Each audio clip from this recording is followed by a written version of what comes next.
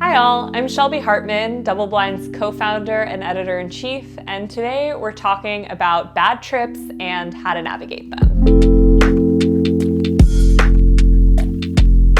But before we get into it, I just want to remind you that if you're loving these videos and you never want to miss one from us, to like, subscribe, and turn on those notifications.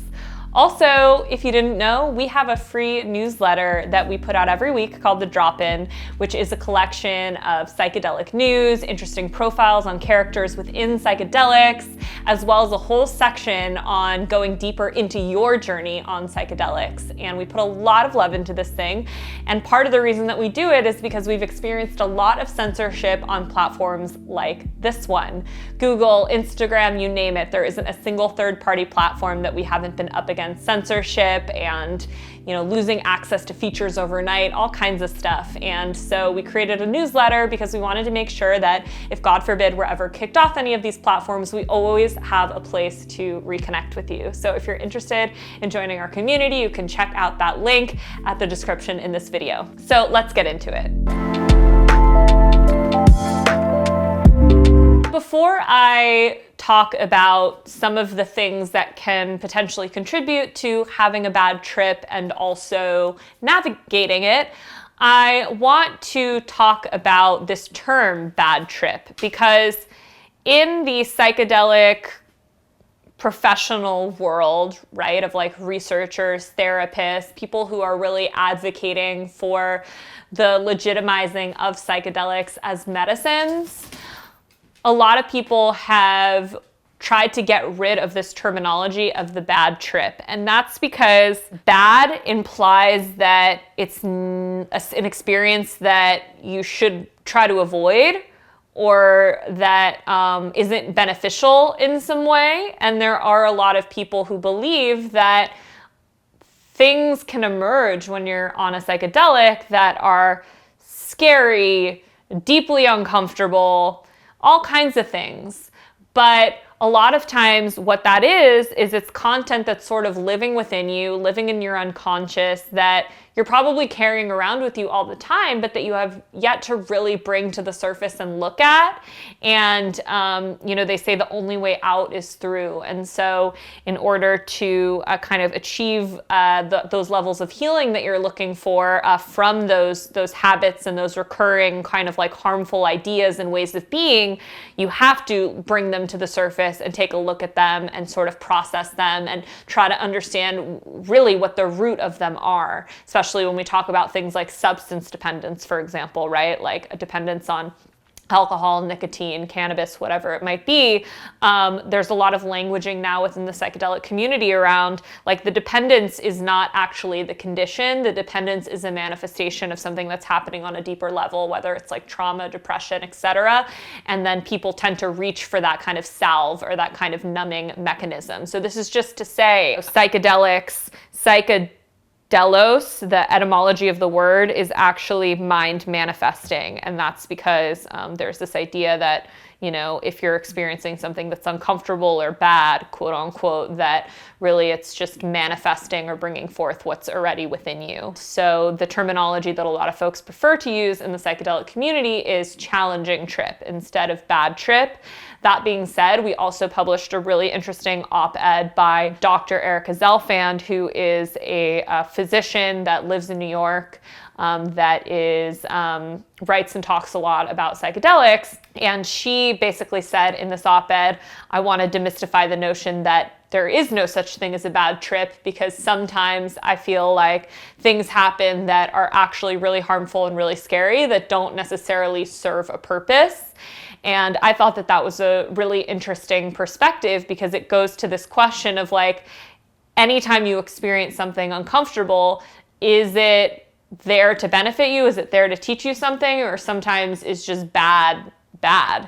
And I can tell you from personal experience that Obviously, where you are and how supported you are during a psychedelic makes a big difference as to how it unfolds. So, if you're, for example, like especially in like a ceremony environment, like you decide to do ayahuasca and you are in what they call a leaky container, like a space that's not being held in integrity or by people who are really skilled facilitators, then you might be experiencing a lot of things like, there might be too many people in the space, or there might not be enough facilitators who are there to kind of support you, that leads to unnecessarily, bad outcomes that aren't really there to benefit you. So it is important to kind of distinguish between those two things.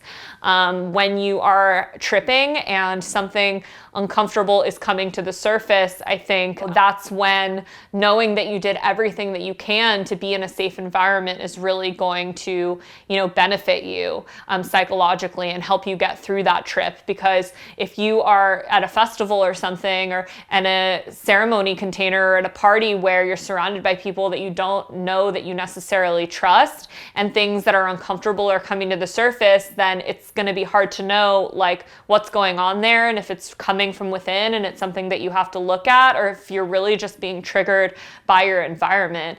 Whereas, if you've really set up that intentional container and you're tripping at home with like someone trusted who's there to tripsit you or whatever it might be, if you start to feel things that are uncomfortable in your body, or you start to go into a thought loop or something like that, then that it's coming from within, and that that's when you're in that territory of, this isn't necessarily bad, it's just challenging, and it's time to breathe, and it's time to kind of resort to all of those techniques that hopefully you've been learning about on DoubleBlind, and just trust that it's unfolding how it's supposed to, and you're gonna get through it. Let's talk about a few more factors that can lead to a bad trip.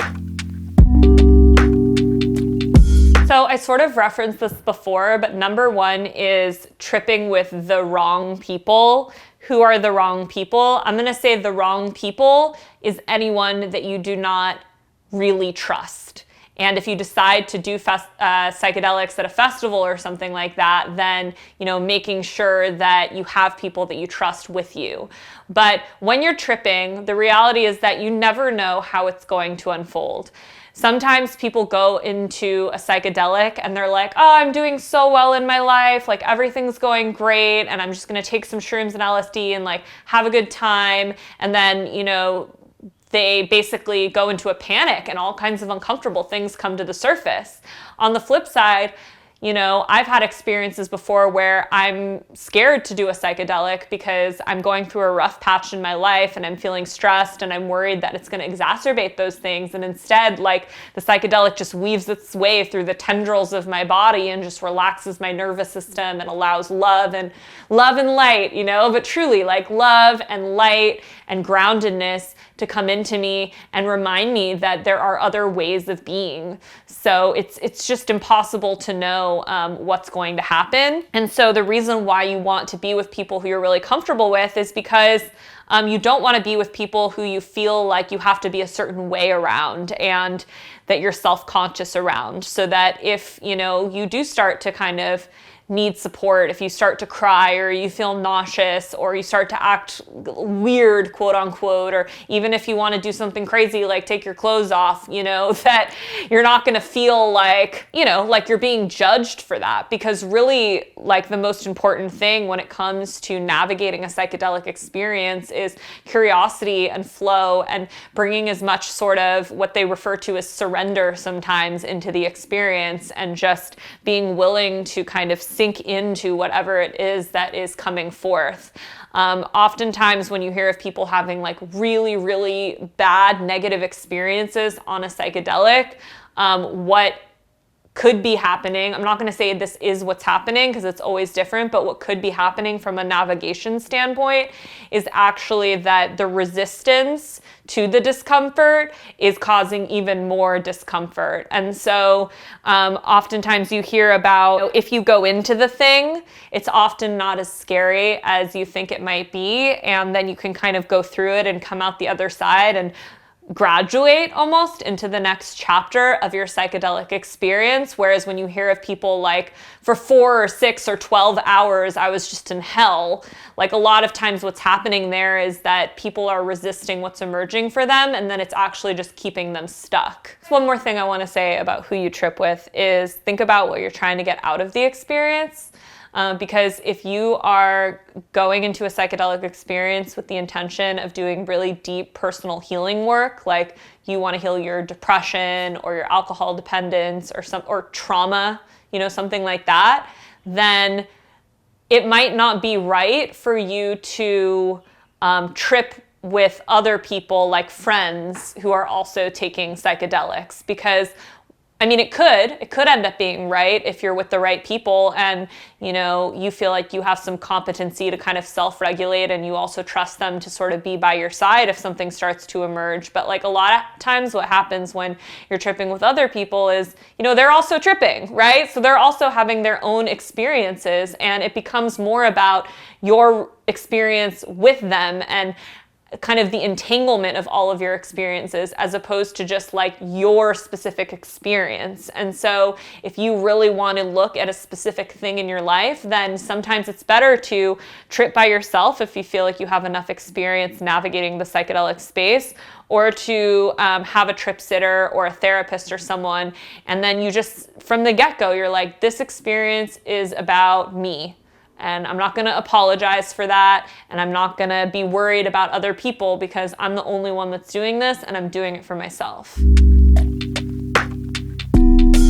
The next thing I want to talk about is setting. So we've kind of often said at DoubleBlind that we try not to create a, quote, hierarchy of set and setting. And what we mean by that is that we're not going to judge people for doing psychedelics, camping with their friends or going to a festival. There's so many ways to have a transformative experience. But again, really coming back to what your intention is and what you're trying to get out of the experience, I think a lot of people have this idea that the best way to do a psychedelic is in nature, and they're gonna go camping with their friends and like do acid or take mushrooms, and that can be really amazing, but also just take it with a grain of salt. I'm a journalist, not a doctor, but I think that one of the best ways to trip is to trip at home in a clean environment where you feel safe, where you have everything you could need.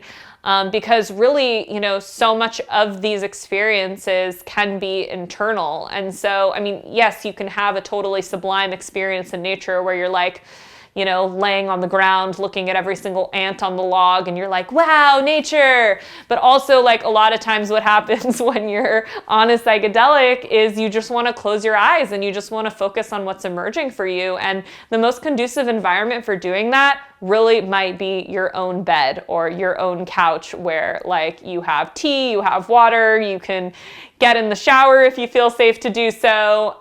You can scream, you can laugh, you can take your clothes off, whatever. Think about what it is that you're looking to get out of the experience and let that be your guide in terms of what the best setting is for you. Okay, so something else that can cause challenges during a trip is having a really rigid idea of what you want to get out of the experience. A psychedelic trip is not something that you can control at all. Like, you can help influence it by setting that intention, and definitely by preparing and making sure that your body is in a good place, and we'll talk about all of that in a moment.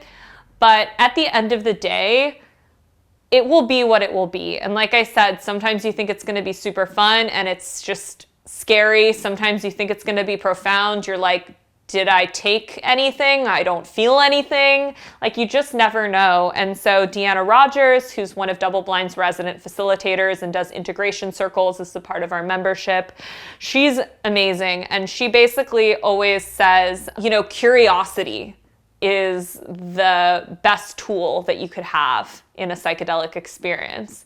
If something starts to emerge, right, in your body that you're like, ooh, that's kind of uncomfortable, like that feeling that's kind of like slithering its way through my stomach, or I'm feeling kind of nauseous, or I'm feeling kind of panicky, or I've noticed that I'm, moving around a lot. then, coming back to self and breathing and just observing, like scanning your body from the top of your head to your feet and just observing what's happening in your body and almost imagining like a little you. This is going to sound kind of weird, but there's like a little you that's going into your body and it's walking all around and it's going around the gastrointestinal tract and it's going up around the heart and it's just looking. It's not going, that's scary. Ooh, that's uncomfortable.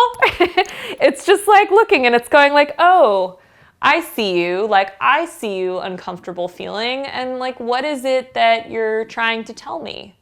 Right? Like, what's the message that you have for me? We talk a lot at DoubleBlind about setting an intention.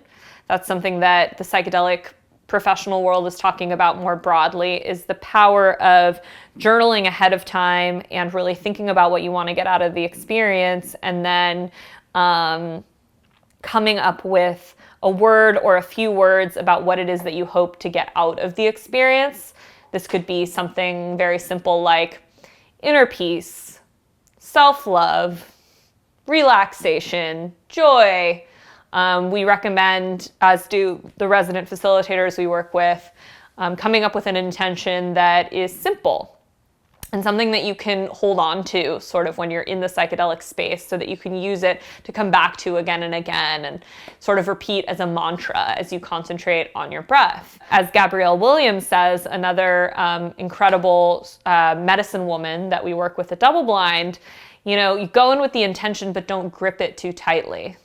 So it's about finding sort of this balance. It's like in life, right? You have the destination in mind, but you also keep an open mind to the idea that life can unfold in an infinite number of ways. And sometimes you're walking in a certain direction and something else presents itself and you go, oh, look. You don't go, a different trajectory. You go, oh, look, a different trajectory. I wonder what's down that path that has just presented itself to me. So let's talk about preparation for a moment, because it's a huge part of how your psychedelic experience unfolds. If you go to participate in an ayahuasca ceremony, whether it's with a legal Brazilian church in the United States, or you go abroad to a retreat center in Costa Rica, Peru, whatever it might be, ahead of time, they're gonna send you an email that's like, thank you for signing up for the ayahuasca ceremony, and here are all the things that you need to do to prepare.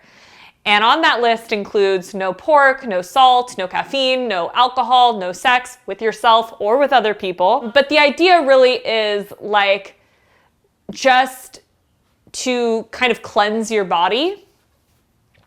And it's really interesting to me that when we talk about classic psychedelics like mushrooms and acid and DMT, psychedelics that most of the time people are just buying on the underground market and doing on their own, we don't have all of this languaging around preparing and cleaning the body and whatnot.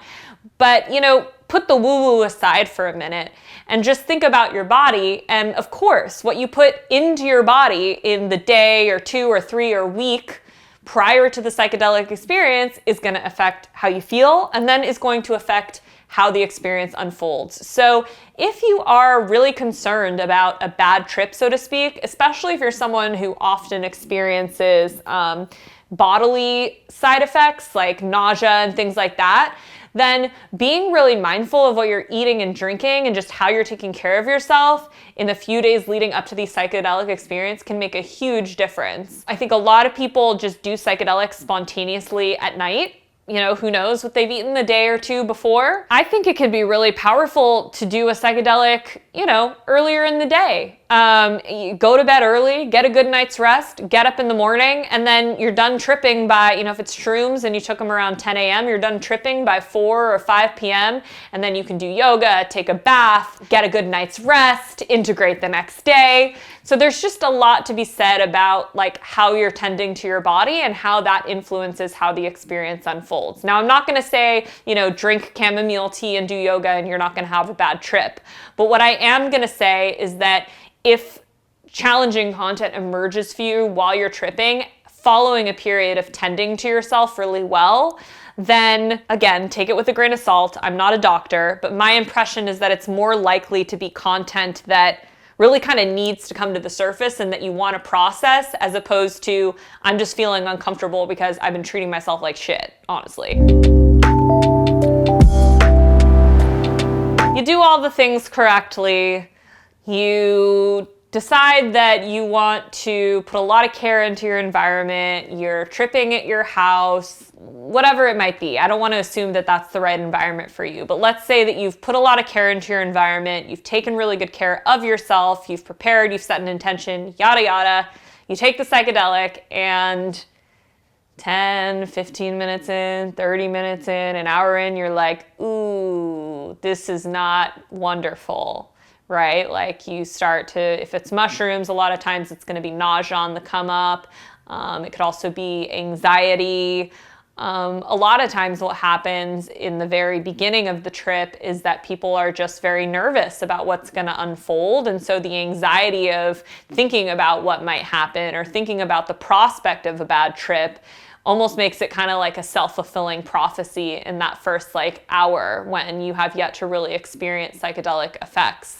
So the most important thing that you can do in that time is just anything you can do to stay out of your head and stay relaxed. So breath is one of the most powerful tools that you have for navigating life, really, but the whole psychedelic experience, and especially on the come up. You would be amazed how if you put a hand on your heart and a hand on your stomach, if that feels supportive, or even just giving yourself a hug, some kind of touch that you can give yourself that makes you feel grounded. You could also, massage your own feet, or, sit with your knees up and just kind of hold your feet down, like push them down into the ground and give yourself a little bit of pressure, like some grounding touch, while you just breathe very slowly through your nose and observe your diaphragm expand, can really just automatically, it signals to your body that it's safe to start relaxing.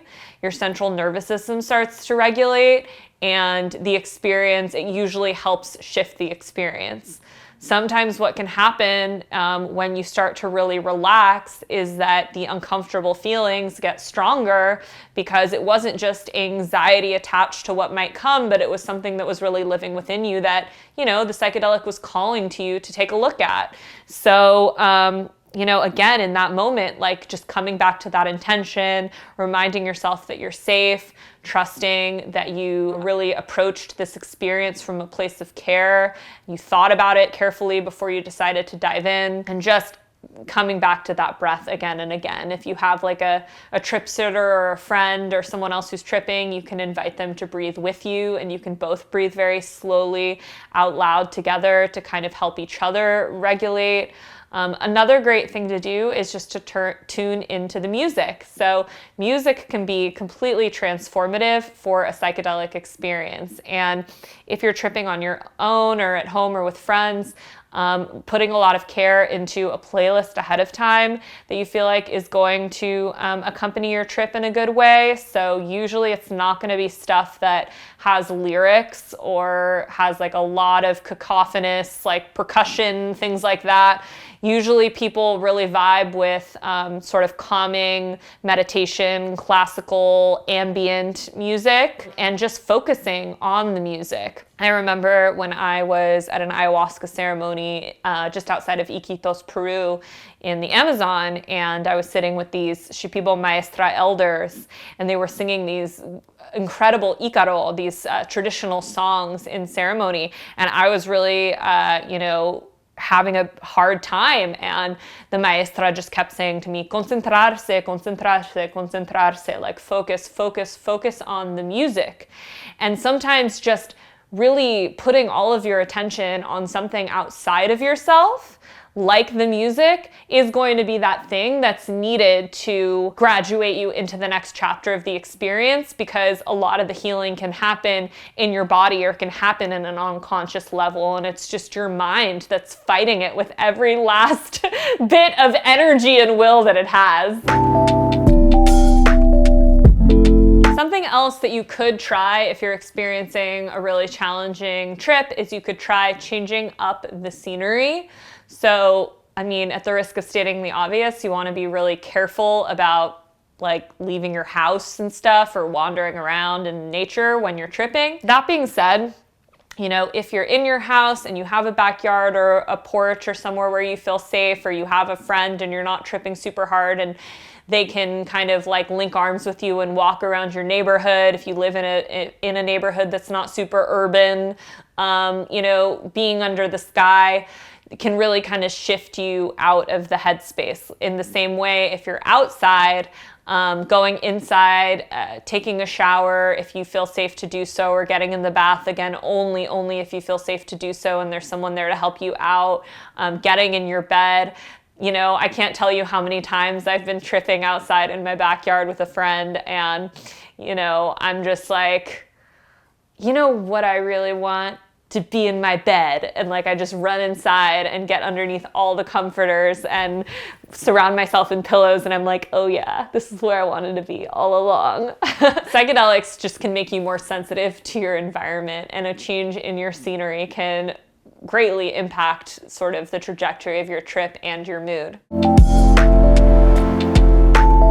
The last thing I want to really encourage folks to do if they're having a challenging trip is to tell someone that they trust, to tell the people that they're with.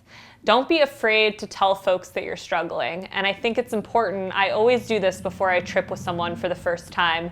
I say, you know, at the risk of stating the obvious, you know, sometimes trips unfold in unexpected ways. I really hope, you know, my intention for the trip is that we're gonna, you know, skip amongst the wildflowers in the park behind my house. But I just want to establish now that if you're having a hard time or I'm having a hard time, that, you know, we're gonna be there for each other and that that's okay. And I ask for buy-in from the person, like, yeah, that's cool, that's okay. So that's established ahead of time, so that if either of us start to have a really challenging trip, it's not like you feel uncomfortable and you're kind of paranoid to bring it up to them, or you're feeling self-conscious because you've already established with this other person that that's something that might happen, and you've both agreed that that's something you're prepared for. If you know, are having a trip and you just don't know who to call, or sometimes for whatever reason, I mean, this can happen, you just start to feel freaked out by the other person or the other people.